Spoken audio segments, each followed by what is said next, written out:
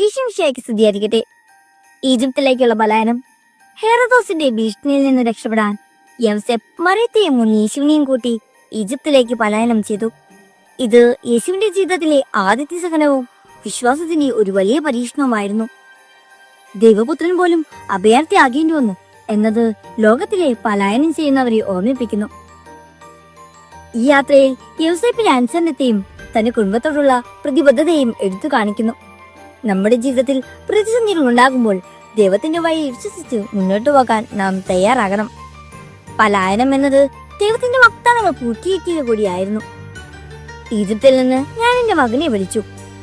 നമ്മുടെ ജീവിതത്തിൽ ഭയമുണ്ടാകുമ്പോൾ ദൈവത്തിന്റെ സംരക്ഷണം തരണമെന്ന് ഇത് നമ്മെ പഠിപ്പിക്കുന്നു.